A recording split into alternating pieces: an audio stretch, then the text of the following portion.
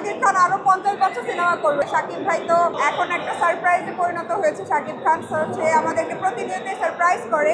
তো মনে হয় যে শাকিব খানের নায়িকা কি হবে, এটা সবচেয়ে বড় সারপ্রাইজ ইন্ডাস্ট্রিতে। অ্যাওয়ার্ড শোতে আসতে সবসময় ভালো লাগে, যদিও আমার একটু কম আসা হয়, বাট আমার একটু শরীরটা খারাপ। তারপর চিন্তা করলাম যে যাই, এই যে আপনাদের সবার সাথে দেখা হবে, হয়তো শরীরটা ভালো হয়ে যাবে, এই জন্য তো সবার সাথে দেখা হবে।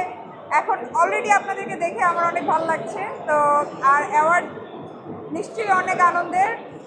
যারা নমিনেটেড, যারা অ্যাওয়ার্ড পাবে তাদের জন্য আরও কাজের অনেক অনুপ্রেরণা যোগায়। এই বছর আমার নমিনেশন নেই, তারপর আমি সবাইকে মোটিভেট করতে এসেছি। সবাই অ্যাওয়ার্ড পাবে, দেখবো একসাথে সবাই মিলে এই প্রোগ্রামটা এনজয় করব। আশা করি প্রোগ্রামটা অনেক সুন্দর হবে।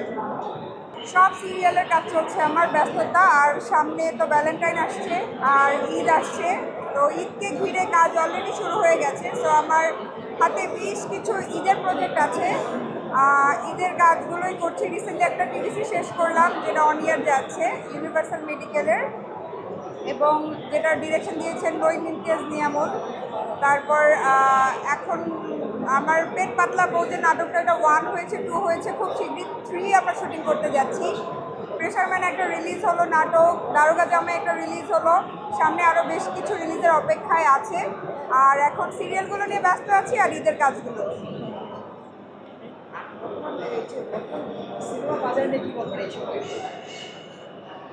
সিনেমা বাজার নিয়ে তো আমি দেখছি যে সোলজারের শুটিং চলছে, আমি খুব এক্সাইটেড। কেমন হবে, আশা করি ভালোই হবে। শাকিব ভাই তো এখন একটা সারপ্রাইজে পরিণত হয়েছে। শাকিব খান হচ্ছে আমাদেরকে প্রতিনিয়তই সারপ্রাইজ করে।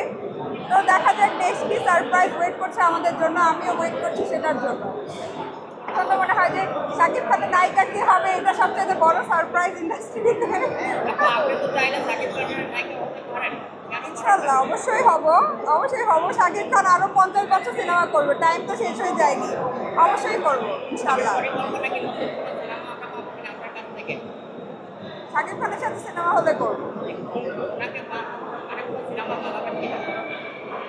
নেক্সট সামনে আমার সিনেমা প্রডিউস করার প্ল্যানিং আছে আমাদের টাইগার মিডিয়া হাউস থেকে। তো নেক্সট আমি বেশ কিছু সিনেমা ইনভেস্ট করবো, প্রডিউস করব, অ্যাজ এ প্রডিউসার নিজেকে লঞ্চ করব।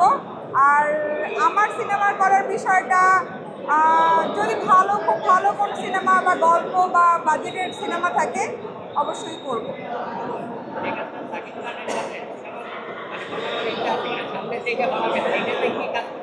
অবশ্যই হতে পারে, প্ল্যান করলে শাকিব খানকে নিয়েই সবার আগে সবাই পরিকল্পনা করে, তারপরে ব্যাটে বলে না মিললে, শিডিউলজনিত প্রবলেম থাকলে হয়তো বা হয় না, বা গল্প এরকম নেওয়া হবে, গল্পে যাকে ডিমান্ড করে আসে।